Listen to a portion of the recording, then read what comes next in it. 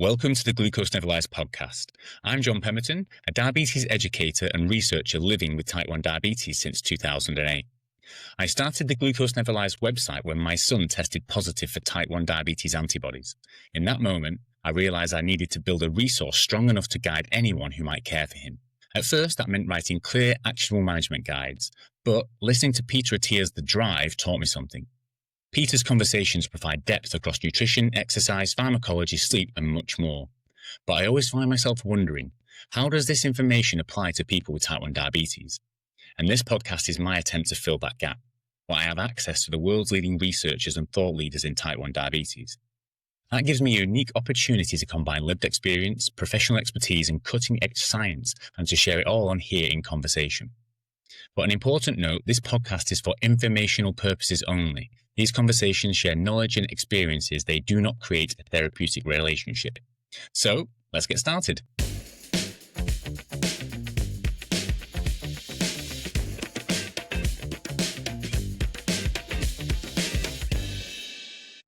Welcome to the next episode of the Glucose Never Lies podcast, and I'm joined today by Dr. Temi Olonisakin. She is a fabulous lady who has been doing some interesting things online with regards to bringing and building her own community around type 1 diabetes. And actually, my colleague on the Glucose Never Lies, Anjani, reached out and sort of said, do you know what, there's this girl online who's really doing some interesting stuff in terms of developing a community in a different way. You might want to check it out. So I had a look at what she was doing, and I thought it'd be really interesting to find out a little bit more about diabetes rather than just the numbers. So there are a lot of things we talk about on the Glucose Never Lies, so actually real person, real people, and people catching up in face-to-face. So with that, welcome to the show. Thank you for having me, John. I'm very excited to be here. Perfect. So obviously I've had a little bit of look at your stuff, but it'd be really interesting, I think, for the listeners just to introduce yourself, a little bit about your journey with type 1 diabetes, and, you know, kind of what it was like for you, because that's one thing that sort of pulls us all together. So I was diagnosed with type 1 diabetes at the age of 17. So that was about 13 years ago now. And since then, it's been a weird and wonderful journey. I've been through a lot of ups and a lot of downs, as most of us have. I started off probably very similarly to most people, very in denial about it, not paying attention to it, not focusing on it. And so I think if 17-year-old Temi could see me now and see where I am now in the space I'm in, where I create content, created a community around people living with diabetes, it would be surprising, but I think I'd also be very happy about it, because I know that I was longing for it that whole time. Whether I knew it or not, it was definitely something I wanted. And being of an age where you're too old to be with the adults, but you're too young to be with the children, I think it often leaves people who are diagnosed as teenagers very much, they feel left out. So that's another reason that motivates me to do what I do. That's really interesting you say that, because I work at the Children's Hospital in Birmingham. I always find that for the young people who are diagnosed, anywhere between 14 and 18, usually have the trickiest start, because they're just about getting away out of the parents, under the parents' wing, and all of a sudden this really serious condition comes along, and the parents quite rightly kind of bring them back under that wing, which when the rest of their friends, it's just not happening for them. They're out doing all sorts of stuff that they want to do, and you're like pulled back in. What was that similar to your experience, or was that different for you? Yeah, no, it was very similar. I was diagnosed just a year before I went off to university. So at the time I had already, I'd done my UCAS applications, or I knew what I wanted to do. I knew that I wanted to go off to university. I was very excited about it. And, I'm getting to an age where I'm in sixth form and we're finally allowed to go out to have lunch and things like that. It's very, very, you're becoming an independent person, and you're getting to become who you want to be. And then I was diagnosed with this condition, and it meant that my mum was suddenly, understandably, very concerned, very worried. She started taking me to school again, which obviously makes you feel like a child again. She actually wanted to make sure I was having breakfast every day, because the insulin that I was on had to have the same amount of carbs every single day for every meal. And I never had breakfast at that time. So now I'm having to have breakfast, being taken to school, being checked on all the time, going back to having packed lunches while everyone else is walking down the street to McDonald's. It was a very testing time, and it was a hard time, and it did make me feel like I was regressing. But I understand it, in hindsight. Obviously, as a 17-year-old, I don't understand it. I feel like I'm being put in a box when I'm literally so ready to be free. But I would say that I am lucky because it was only a year, and then I went off to university, and then there's nothing anyone can do. Once you're at university, you're free. And that was part of my like making sure that I went to a university that was far away enough that I could not live at home. Because I was like, I can't keep doing this. I need to leave. Yeah, no, that's an interesting point. But yes, I totally get it. So from your mum's perspective, I'm sure if you had a young lady of your own, and that was the case, you're just a natural thing to do. But at the same time, being on the receiving end of that, it doesn't feel like love at the time. It feels like, leave me alone. I want to get back out there. And Yeah. you sort of mentioned before, which I thought was interesting, is if the Temi of 17 could see you now, and obviously the things we'll get to in a minute, we're talking about the sort of community that you're creating, was probably crying out for that, but didn't really know it at the time. When you sort of look back at that, how do you think that showed up in terms of what you was looking for, or how you was feeling at those times, that maybe if you did have a community at that point, it may have made it easier? Yeah, I felt very lonely. If it's diabetes can be such an isolating condition. You feel like everything you're doing is wrong. I didn't have anyone to talk to. I didn't meet another person who with diabetes that I knew of, because for all I knew, there were people with diabetes all around me. But back then we didn't have CGMs. Most people didn't have pumps. I wouldn't know they didn't know I was diabetic. I was keeping it to myself. I didn't tell anyone, not until I went off to university and I started to tell a few people. Um, so yeah, I felt very alone and isolated, and I couldn't discuss things. Like when I finally did start to meet people with diabetes or see them online, I started to realize that I'm not as bad of a diabetic as I thought. And I wasn't, I feel that sometimes intentionally or unintentionally, my diabetes team in hospital would make me feel like I was the worst diabetic to ever walk this earth. Because I was having too many hypos, or my sugar levels hit 17 once, and it seemed like it was the worst thing ever. But meeting other people with diabetes and knowing so much more about diabetes that I know now, I'm just like, that's a ridiculous way to feel.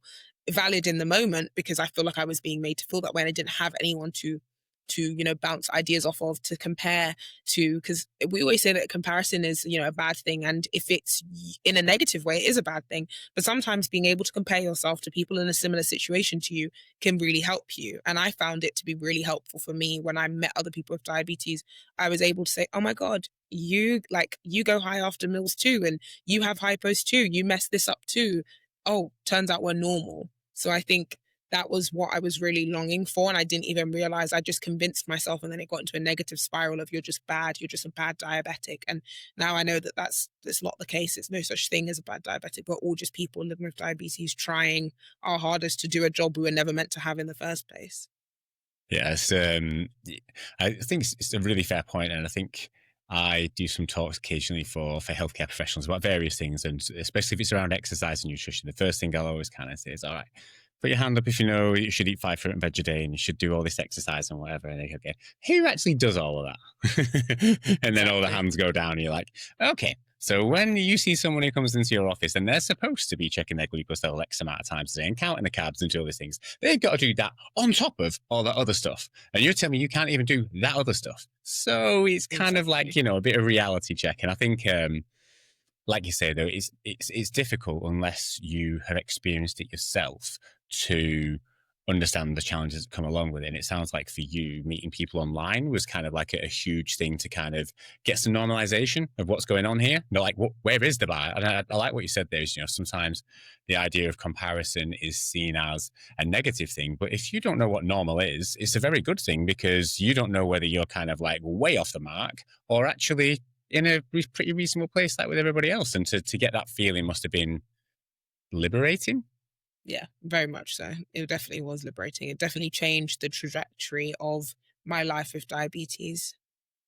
So that kind of gives us an idea of sort of 17, diagnosed, pull back under the wing of your mum. All of a sudden, you're like a year of, oh my God, it can't be like this. But you had the light at the end of the tunnel of going away to university. But within that year, you would have learned a lot of skills, obviously. And then you've gone to university, met new people, you started meeting people online. And then, so where did this transition of where you were there to going online yourself, like with Instagram, and then this sort of idea of trying to build a community, how did that come about? So yeah, so once I did go online and started speaking to people and meeting people talking about diabetes, I had a few people reach out to me, or I reached out to them, who were also living in London, and we'd meet up and we'd go for like lunch, we'd go for dinner just to meet them. And it was one on one and it was lovely. But I realized after the end of every single one, especially depending on how long the person had been diagnosed, it was basically like a therapy session. If like the first few times it was just me just being like, oh my god, and does this happen to you, and does that happen to you, and do you do this, and do you do that? And then when I'd meet up with people who were very recently diagnosed, like they were diagnosed in the lockdown, it would just be like, and it was the exact same questions, and they'd be asking me and asking me and asking me, and it was like, there is such a need for people who have diabetes to meet other people who have diabetes, because we all have the same questions, we all have the same concerns, and we all want to know each other. And so I felt like if I feel that way and the few people I've met felt that way, there has to be more people. We can't be the only ones. And so it really pushed me to say, do you know what? I'm going to do something that I wish I had when I was diagnosed and for all those years after. And I'm going to try and bring people together. It's interesting because just you were saying that, I was just kind of in my mind, I was thinking, oh, hang on a minute, there are things like that, but they're all driven by parents of kids with diabetes. So, Friends for Life and children with diabetes, like parents drive that. Where I work at the Children's Hospital, we have a lot of parents who support a camp that people go away on, but the kids obviously don't do that. The parents do that because they know how important it is for their kids to feel connected. But then when you're diagnosed at the age that you are, obviously your mum's like, she loves you, but she ain't gonna go creating an online community. I know, so you're not going to want it. You're going to want your own. But I think there's a lot of people, well, as you've discovered, who probably fall in that space of diagnosed at a later age, don't have any of that community embracement or involvement and finding things out. And they just kind of think that they're on their own. So you obviously recognize this, felt this yourself, and felt like this is an amazing thing. So how have you gone from the occasional brunch with random strangers with diabetes, which I love, by the way, because that sounds like a fun afternoon. Unless you meet someone and you're just like, oh my God, I wish I'd not come here. I'm sure that happened. I'm sure that happened once or twice, but we'll leave that for there. Yeah. But that's just part and parcel of fun. It's like speed dating. But how did that then build? You obviously had enough positive experiences from there to go, do you know what? Actually, it'd be really interesting to get a group of people together. How did that transition happen? Yeah, so the first diabetes brunch that I hosted, I was very keen because I said, you know, I keep meeting people out at restaurants for lunch, for dinner. And I personally love brunch. I feel like it's something that like our generation is obsessed with. Brunches are like a really in thing. And I thought, wouldn't it be fun to like do a brunch, see how many people come? And I was hoping for, I don't know, I'm very like ambitious person. So I wanted it to be like 20 people. I was really excited. I put it out there and I thought, let's see what happens. Because I'd surveyed people online. And the thing that I learned is that just because people say they want to do something does not mean they're going to do it. And that was a lesson that my sister had to be like, yeah, just because people are going to vote yes on a poll does not mean that when push comes to shove, they're going to do it. And I was like, fair enough. I oftentimes will vote on a poll and then have no intention of doing it. We're nosy. We want to feel like we might. But I put out a poll. Everyone chose a date that most people were free for. I hoped there'd be 20. It turns out there was only 9 of us. And I'm so glad it was that number because I was so nervous. And I was like, if this is how I feel with 9 people, what possessed me to think that 20 people would be like, I would be able to handle that. So I was really nervous. 9 people showed up. We sat, we had brunch, we spoke all things about diabetes and other things. And I'd met like one of the girls there before, another one of the girls I'd been speaking to online for years as well. So it was really nice to like put some faces to the names. The rest of them were just people who had just seen it online and they thought, why not come down? Some people have been diagnosed since childhood. One of the girls there had been diagnosed for less than a year. So it was lovely. And then I started that last year and I've done about 5 since then. The largest at that time had been about 26. And when it did get to the 26, we had to be over 2 tables. I was like, I missed the 9 because I got to talk to everyone. I got to really get to know everyone. With the 26, I felt more like I was a manager versus someone who actually got to participate in it. But it's amazing. Like I walk away, I always feel I feel like I'm on such a high afterwards because I get that feeling of, wow, I go from someone who had never spoken to another person with diabetes to now I get to facilitate and just be like within and amongst people with diabetes who all understand how I feel, and we're helping each other. We help each other in so many ways, both just from a socializing aspect, but also from like practical tips. So like helping people understand what they deserve from the NHS, what they should be getting out of it, like making sure that they're not accepting subpar care. If you need to switch teams and talking people through that, and then continuing through even on our like WhatsApp group. We talk about it afterwards, make sure that everyone's receiving the help they need, giving tips and tricks. So it's a lot of there's a lot of positivity that's come out of it, way more than I ever even anticipated when I first started it. Yeah, it sounds interesting. I mean, I think just reflecting back there, what you said is kind of like, oh yeah, it'd be great if 20, 25 people came and you kind of get like, oh my God, I'm glad they didn't, because like just there. And it sounds like from what you're saying, actually, those first 2, 3, 4 times when you met up those numbers, it was possible to get around to everyone and have a good chat and kind of like stay. But now you've almost turned from being involved in it to almost like facilitating everyone else's experience to allow them to, meet 3 or 4 people. Because obviously, if you go to something like that, you're probably going to have 4 or 5 really meaningful conversations. But that's amazing to kind of there. But you've also got a variety of people to sort of mingle with, and kind of you can pick up the energy off people. There's people's energy who you absolutely love, and there's other people's energy you just don't connect with. And if you have a bigger pot to kind of mix your energies with, it's interesting to kind of see how that comes out. And it seems like you've managed to facilitate that over the last year with the diabetes brunches. One thing I'm interested in though is the only brunches I've been out in are like the bottomless brunches, where you get on the session, you get afterwards. Yeah. Are you having a few drinks? Are you kind of releasing the inhibitions? Yeah, so I make it very clear beforehand that drinking perfectly acceptable. Eat as much as you like. I'm always like, this is a judgment-free zone. If I'm going to a brunch and I'm paying for it, I want to eat, I want to drink, I want to have a good time. Like it's completely up to you to do whatever you want. If you want to drink, drink. If you don't, don't. But don't feel that there's going to be any judgment, because I'm not going to judge you, because I'm going to be drinking. Yeah. And I'm going to be eating. I'm going to be having my starters. I'm going to be having mains. I'm going to be having dessert.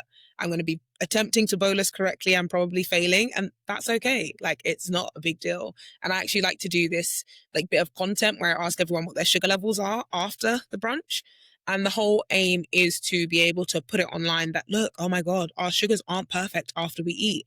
Shock horror. Even someone without diabetes has a spike. So why would we expect to be any different? And that doesn't make us bad diabetics. So I'm trying to like break down that stigma, because if I had seen someone online saying my sugar levels are 14 after a meal, I would have probably been in my room at uni and been like, oh my God, same. Like, does that mean, am I not like horrible? Am I not that bad?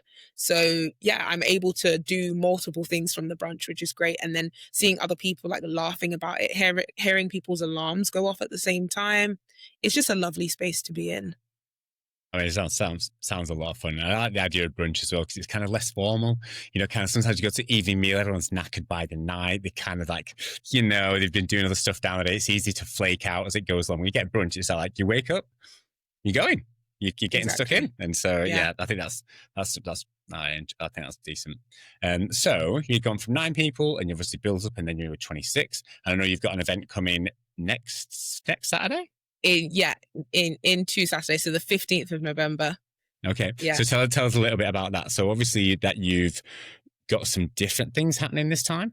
Yes. So this is the Diabetes Brunch live event, which I'm very excited about. Ooh. Yeah. So nice. Very excited about it, because after doing the brunches and seeing when the numbers were getting bigger, I realized it's harder to mingle when everyone's seated. And so obviously, because November is Diabetes Awareness Month, I thought it would also be nice to try and do something different for it. So we're going to have an event where we have Pilates. So we're having a Pilates class to begin with, which will be run by a Pilates instructor who also lives with type 1 diabetes. So I thought that was a lovely touch. Yeah. We're going to have a few talks from a few different diabetic speakers. And we're also going to have brunch. So we'll be able to mingle, have a good time. And it won't be so static, like everyone sat down. People can walk around, move around, get to know each other. There'll be goodie bags. So from like our lovely sponsors for the event. So it's really going to be like a nice event. I'm excited for it. I'm hopeful that it's something that we can do every year for Diabetes Awareness Month. But yeah, I'm really excited about it. It's going to be the largest number so far. We've already sold more tickets than I have before. So amazing. I'm very excited. I'm hopefully, getting to the point where I'm like, just move the nerves to the side and know that it's going to be a good event, because everyone coming wants to have a good time anyway. But I've become a very like harsh critic of myself, and I want it to be perfect. It's like when you want your sugars to be perfect, you have to remind yourself, you are not a pancreas. It is okay. Yeah, it definitely. will be fine. So that's on the 15th. Still a few tickets left if people are sort of listening to this, because obviously we're going to try and get this out for Monday, the Monday before, maybe that is 7th or 8th. So if there's still maybe some tickets left for that potentially, where would they go to get those if that was the case? So you can head over to my Instagram. So it's at Temi Diabetic Doctor, and the link is in my bio for you to get it. Perfect. So what's the dream then? So you're going to do this event. You got Brunch Live in 2 weeks' time. It's going to go amazingly. It's going to be a great day. You're going to have the Pilates going on. You're going to have drinking, dancing, all sorts. People have a lovely time. And then obviously those kind of things then, when people have a great time, they want to talk about it. They want to kind of share that with other people, and then other people are interested to do that. So let's just say that happens. Do you have bigger plans in your mind of where you'd like it to go, or are you just kind of going with the flow? Because I mean, to me, it sounds like you've hit upon something that works for you, which is always the most important thing. Kind of like you get something massively out of it, which comes shining through. And then you find another group of people who, for whatever reason, really resonate with what you're doing and the approach that you're taking, which is great. And obviously, if that then spirals into more people connecting, that's only going to be a good thing. So do you have any plans? Do you kind of like do you have a vision of where it's going? Do you have anything like that? Yeah, I mean, I personally, I love traveling, and it's like a massive passion of mine.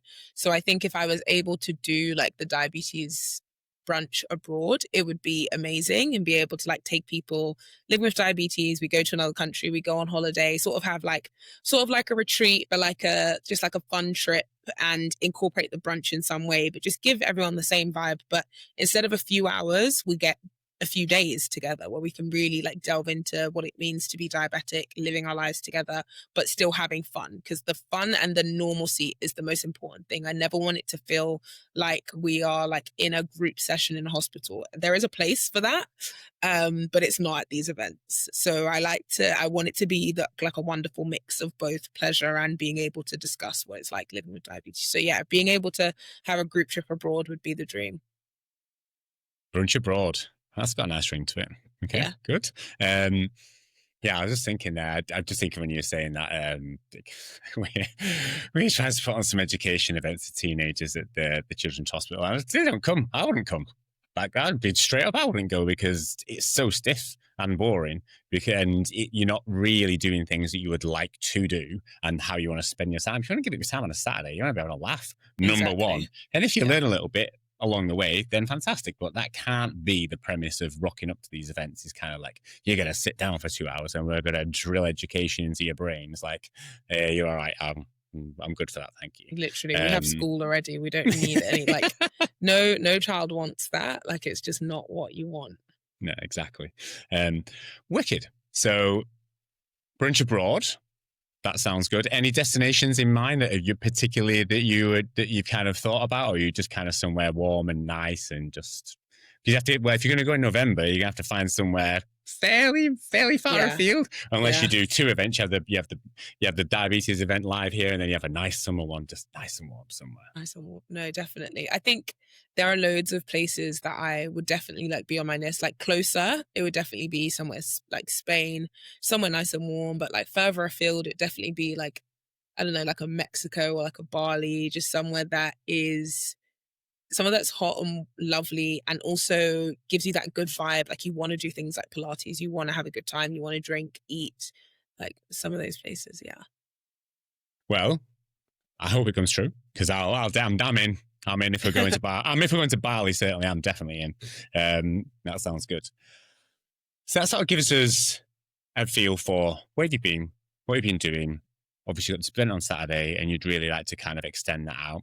And I think I can see why people would be interested in that. I'm sure there's plenty of people listening here, certainly around the London area. And any plans to kind of like extend that out to different places? Because obviously London's really easy to get to, which is great, but it isn't so good if you live in Leeds or Sheffield or Manchester. Any sort of plans to kind of see that at different places? Yeah, definitely. I definitely want to go up north because I get messages every time I release one. I get a message saying, "Oh, can you do one up north?" And I obviously I'm not from the north. I need to go there a little bit and find like a place that works for it. But I definitely want to because I want it to be for everyone. And although I have had attendees from like Wales, from Leeds, I do still want to make it accessible to people. So I think I would definitely next year, that would be a goal of mine, is to do one potentially in the summer where I go up north and just see how it goes. It would be, I think it would be good and it would be nice. And then no one can say, please come up north. Cause I'm like, well, you didn't come. So I did it. So Yeah. Okay. That sounds good. Well, I'm obviously an up north Manchester boy. If you're going into Manchester, I know plenty of good places in Manchester that would be a thing. So I just want to switch things a little bit because obviously, as I mentioned at the beginning, you're a doctor. So you have obviously a evidence-based sort of mindset, and you obviously sit on the other side of the consultation sometimes. Tell us a little bit about what you do as a doctor and how that sort of, I guess maybe, I don't know, has it shaped or influenced kind of your consultations with when you go to your healthcare professionals? yeah, so I graduated from university in 2019. So I'd been diabetic for 7 years at that point. I started working in and around hospitals in East London. And then obviously in 2020, that major thing called COVID hit. And I was very much set on women's health. I had done my BSc in reproductive and developmental sciences. I absolutely loved learning about women's health. But because of COVID, I wasn't able to do that rotation. And actually, the longer I worked, the more I realized that hospital medicine would be extremely difficult with diabetes. Which is funny because when I was still in sick form, my mum turned to me and said, "Are you really sure medicine is what you want to do? It's going to be very hard with diabetes." And I was so offended by that. I was like, "Diabetes will not stop me doing anything. I will do whatever I want." And obviously, I think that's like the attitude of a teenager. You know, especially like one who I feel like I was very like strong minded, and diabetes felt like something that I didn't ask for, I didn't want, and there's no way it's going to change my life plans. And that was the case for a long time. But as I started getting older and actually working in the NHS, I think working in the NHS for anybody is difficult. Working in the NHS for someone with a chronic condition, diabetes, it's extremely hard. I felt like half the time when I'm supposed to be the doctor, I feel like the patient because my sugars are up or they're down. I'm running around. I've like the week would come to an end and I'd just be like, I am not okay. I'm not well. And that doesn't help anyone, especially when your team is already stretched and the hospital is stretched, the whole country is stretched. So I made the decision in, I think it was 2023 for good. It was to leave the NHS and go solely into private care. So I work in aesthetic medicine, which is predominantly private. So cosmetic injectables, so anything in the face, filler, Botox, things like that. And I found it to be really enjoyable for many reasons. One, when I was in medical school, the best parts were the practicals. Anything I got to do that was practical and hands-on. And for anyone who works in the NHS, you know that a lot of that gets stripped away when you're working. It's a lot of admin, and you sort of forget that you really enjoyed doing things with your hands. And I feel like I'm really good with things with my hands. So aesthetics really tick that box for me. And also, it's a lot more health friendly because you don't have to. You can, but you don't have to work weekends. You're certainly not working nights. Nobody needs Botox at 3 a.m. And if they do, they should go somewhere. They're not going to come to me. Yeah. So that really helps. Location wise, you could pick a location that means that I'm no longer doing that hour and a half commute to and from work. So yeah, it ticked a lot of my boxes. I enjoy doing it, and it means that I'm able to focus on my health more. And ultimately, that's the most important thing, is that I can live a healthy life. I can take care of myself and focus more on myself. So that's sort of a whistle stop tour of my career in medicine. And yeah, it's been eventful. So it's interesting. So from aesthetics, obviously, I understand from the injectable standpoint, and you said you focus mainly on women's health. So are females mainly your clients? Is that the sort of the general people you look after? Yeah, yeah. And you got like a private practice where you've got a clinic, or do you like sort of more like a domestic residential place? Yeah, so I've done a range of things. Right now I'm working in like private clinic, and I'll be setting up my own clinic in the new year as well. So that will be a challenge in itself, but I'm looking forward to it. was gutted you just said you do women's health there, because to be honest with you, I was like, my colleague when we met over, it's like the worst thing of being on here, if you look online now, it's like my hair is disappearing at the back. I was looking for like a free consultation about what Oh I no, can do. I definitely treat all genders. Okay. It's just I mean, to be fair, the majority of my clients are women, but men are increasingly taking on aesthetic treatments as well. So I'm more than happy to give you. It won't be free; it'll be paid. No, I'm joking. But yeah, more than happy to.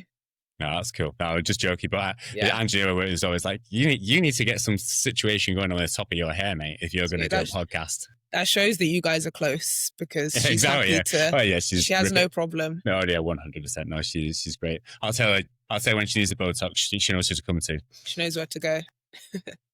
Perfect. And from being a doctor, obviously, kind of it's interesting because you've spent that time in medical school. You've obviously got a real keen understanding and also an enjoyment of like hands-on with people, talking, etc., etc. Yet some of your experiences, as you've described along the way, have been fairly different when you've received your diabetes care. And obviously, that's just individuals, isn't it? You kind of, sometimes you'll see people you really have a strong connection with, and you don't. I'm just speaking from my experience from my adult team. Really nice people. Never see same doctor at the same time. I probably go like once every 3 years, but that's probably quite different for me because I work in the field, etc. But that's, not necessarily uncommon that you'll see a different doctor each time, and potentially someone who's doing their training who may not know around the condition very much and really focus on the numbers rather than the person. What's kind of been your experience and your feel around those type of things?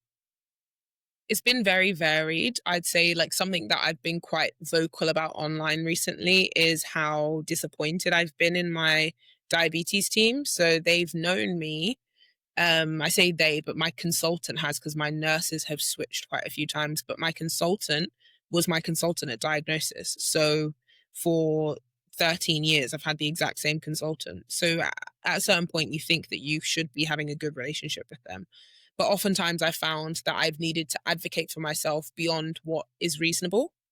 And this was before I became active online and after I became active online. But I just happen to be someone who refuses to accept things when I know that they're affecting me negatively. So for example, back in 2019, I think it was, I'd been self-funding my CGM for a year to prove that, because I wasn't matching the criteria, but one of the criteria was, if you can show that a CGM is going to improve your HbA1c. And so I was self-funding it, or my mother was. And I did that for a year, which wasn't cheap, proved that it would help. And then they said, sorry, the criteria has changed. And I was like, right, well, I've just spent all this money, but more importantly, this actually is affecting my life. It's improving my life. It's improving my quality of life. It makes it easier for me while I'm at work. I can't just go and test my sugar levels quickly in the corner when I'm on a ward round. And they know this because they met me when I was a student. They've known me throughout medical school, and they know me now as a doctor. So I don't see why I should have to. The first thing they always said to me was like, how are your exams going? Or like, what job did you get? Like, they're very aware of me. They're very aware of my career. It's not every day that the person who walks through the door with diabetes tells you, I'm going to go to medical school, and then they actually do it. It's something that you pay attention to. And then I went home, I was really angry. I wrote this email to them, and they turned around and said, okay, sure, we'll put you on it. And that irritated me even more, because I was like, why should I have to? We've been through this. You said no. Then it's almost as if because I put it in writing, it's made a difference. And also just from from a colleague point of view, like I may not be working in the same hospital as you, but I'm also a doctor. You would think there'd be a level, and there doesn't need to be. At the end of the day, as someone living with diabetes, you're my healthcare provider. You should be providing me with the healthcare that I deserve. And so this year I've actually switched teams finally, and my care has been so much better. I've been upgraded. My pump has been upgraded, which they said they couldn't do. I've been on I'm currently on a Daphne course. I've seen the dietitian. I feel so much better in my journey with diabetes because I'm being seen by people who actually want to help you, and it makes a huge difference. Outside of that, when I see doctors in general, I think it's great to be able to say I'm a doctor. It makes things easier. I can just easily go in, because the thing about diabetes is, even if I'm going in for a different reason, there's a good chance that diabetes is the reason I'm here in the first place. or it's increased the risk of me being there in the first place, in which case I'm very aware of that. So I can tell them just from the beginning, I'm a doctor, I have diabetes, I want this scan. And they're like, okay, yeah, sure, sure. I'm not asking for anything crazy. I'm not asking for a full body MRI scan. If I say I need an ultrasound and I'm telling you exactly what the issue is, I can describe my symptoms. They just sort of sit there, write it all down, and then just print out the request form. And I like that because it definitely helps in situations that could take a much longer time. And we know that a lot of things, especially things like infections, time is not your friend. You want it to be sorted out as quickly as possible. So there are benefits to it, but it also hasn't prevented me from experiencing the negative sides of the NHS. Yeah, and I think as you were saying, that one thing that just kind of took my mind back to something you were saying earlier on, and sort of the value of the brunches and meeting people, is that you obviously have had the opportunity within life to go to medical school and be educated so that you can advocate for yourself. And but a lot of people don't have that kind of opportunity, skill, confidence, to say what it is, or don't have the knowledge to even know what's out there. So actually having that type of community where not only do you have people who are nice and you're the people who you're having a laugh with, there's going to be people in there who've been on the journey that you want to go on, or have this confidence and the skill level or the know-how to advocate and to share that knowledge, so that then they can go and use that knowledge and that sort of confidence to advocate for themselves. Must be quite rewarding, I should imagine. Yeah, no, definitely. It's nice to know that you can use your knowledge to help people. And I think it's very important. That's why I like to share things online and share things at the brunches, because something that you think is very common knowledge really isn't. People don't know about it. And there's a specific woman who I was speaking to at the brunches, and she now is going to be on a pump finally after years, because I encouraged her to switch hospitals, which she didn't know she could do. She heard us talking about it and she was like, I thought that you could only go to someone that's like near you. And I was like, no, that's not the case. If it's your GP, then yes, you have to stick within your area. But hospitals, if you're in Newcastle and you want to go to a hospital in London, you're allowed to. Your GP has to refer you. It's as simple as that. And people don't know that. People don't realize that. And that's part of my medical background. I personally know that when I was working in hospital, I know that I can get referred, and someone could be living, you'd have to do a TCA and you'd have to discharge them. And you're like, they live 5 hours away. And it's because they can. Well within their right to. It might make things a little bit harder for us as the healthcare professionals, but if it makes it easier for the patient, that's our purpose. Our purpose is to make life easier and make things better for our patients. Yeah, no, absolutely. And when I sort of checking out your sort of Instagram page and things online, obviously there's the advocating for people with type 1 diabetes in general. And obviously from an ethic background and cultural perspective, it seems that you're also, I guess, open up conversations. I wouldn't necessarily say advocacy, but just really kind of open up conversations about potential prejudices, potential lack of equity in care, depending on your culture, your skin color, etc.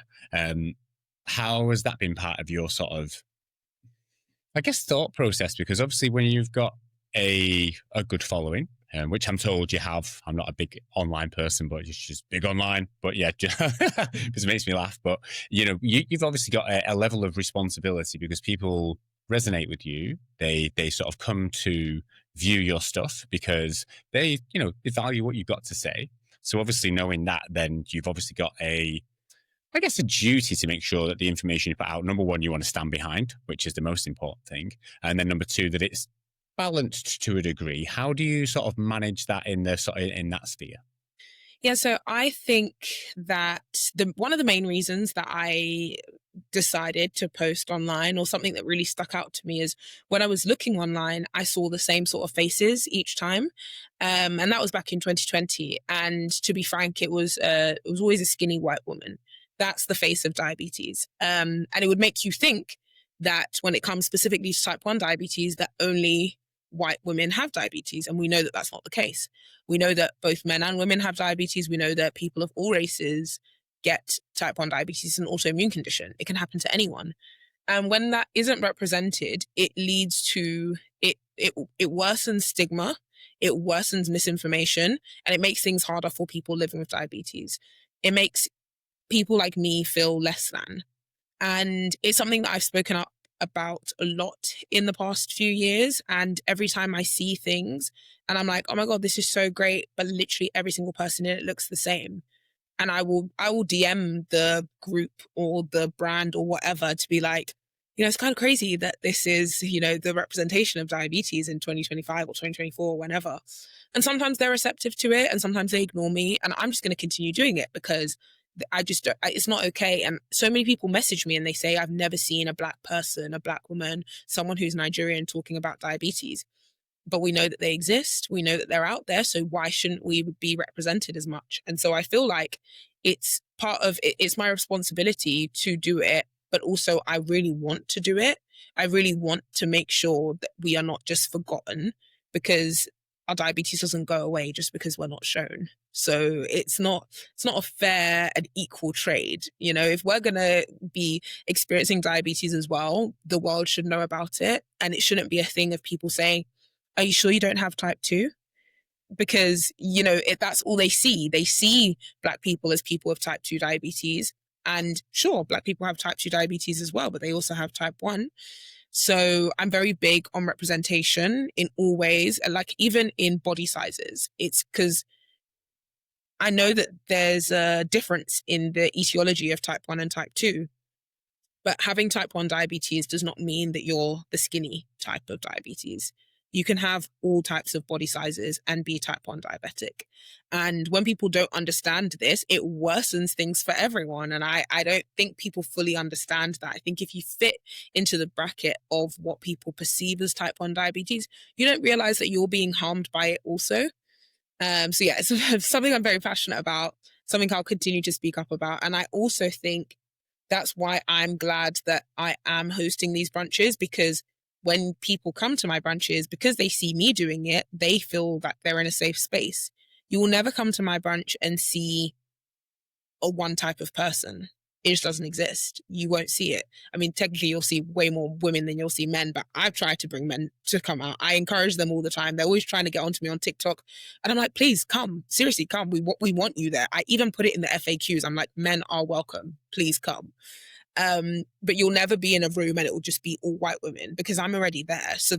And I've been to events where I've been looking around and I'm like, yeah, I'm the only Black person here. Excellent. It's already put like my back up against the wall to begin with. And it means that you can talk about things. We can talk about how hard it is to carb count for ethnic food because the apps don't talk about it, or they hide it behind a paywall. We can talk about different things. We can talk about things that like connect us, about hyperpigmentation you get from pumps and CGMs, which obviously the more pigmented you are, the more likely you are to experience hyperpigmentation. So I think it's very important that I've created a space that's safe for all types of people living with diabetes, because if they see me there, they say, at least I know I'm not going to be the only Black person in the room, and they never would be.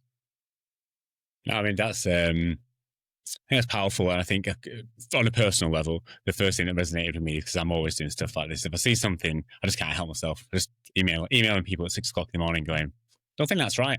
I just gotta say that. I just don't think it's right. And sometimes, like you say, it's met with a positive response, and other times it's not. But if it's important to you, then you need to speak up. And I think that's come from me, it's come through loud and clear, is it's coming from a place of the prevailing situation or the prevailing environment is, like you said, very much dominated is probably the right word, by a particular type of skin color, or even a particular type of kind of class as well, some middle class. I mean, easy for me to say I'm the white middle class male doing a podcast is kind of like the the quintessential, but I'm doing it because I'm interested in it and I like to do it. And I think for yourself to, I guess, overcome that difficulty of it not being usual, and kind of taking that step and pushing stuff out there is I think it's brilliant. So I applaud you for that. So well done. Thanks. Oh, I guess I always like to think about what have I learned from this? What have I learned from the last 40 or 50 minutes? I'm going to try and sum it up and you can tell me whether I've done a half a decent job or not. You can tell me. So I guess the things that really stuck out for me, the things that I will take away certainly is it's really made me think about the people who are diagnosed between the ages of 14 to 18 who I see, and that they're likely to be more lonely in their first years of diagnosis than the younger kids, because they haven't got parents who are going to take them to events where, you know, diabetes is quite common. They're probably likely just to get siloed off and may stay still siloed until they either do or do not have the opportunity to meet other people and realize that it's just kind of normal to do X and Y. So I think thinking differently about that, maybe a brunch. I'm not sure about a bottomless brunch. You go down too well with the bosses. You're going to get hammered with the kids at 17. But something different that speaks to what they want to do and bin off the education and just it be a laugh and allow them to go and meet people in a laugh and, you know, just kind of connect with people. But that's one of the main things from the beginning part. And I think it's interesting to hear your experience of the development of this community from a very small to a growing thing that's got different possibilities, and also the fact that you're bringing a huge element of diversity to that as well. It's not just opening the door for people to connect, it's opening the door for a wider set of people to connect who may not have done before because they felt like like I said, they were not going to be the one person of that skin color or that certain culture within the room. So I think that was really interesting for me as well, as thinking about who's running the show on these things. And certainly I would say Anjani, who's Indian lady who I work with, who's sort of co-director of here. You know, you can just tell when people come in, the white middle class people love me. They absolutely love me and they talk to me all day. And then the South Asian people love Anjani. So it makes sense that she goes in and does the education with them because they have the resonation with me. Not that we can't do it the other way, but if you're going to connect with someone, you're going to have a established rapport.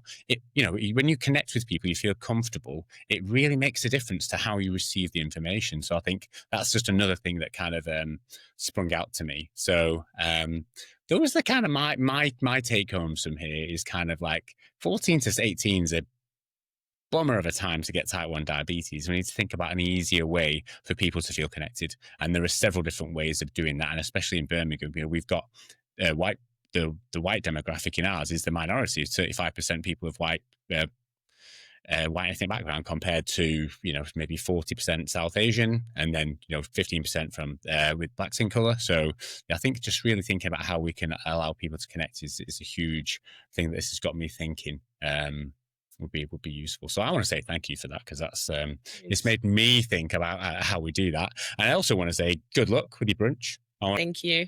I'll message you. I want to know how it's gone. First of all, did you all get hammered? Because if you did, I'm coming for the next one for sure. Because I love a party. But second of all, you know, kind of like how many people did you get there? Was it good? Did the live thing go well? What worked well? What didn't? You know, what are you thinking next? Because I'm interested to see how this sort of space develops you. So I want to say thank you for your time.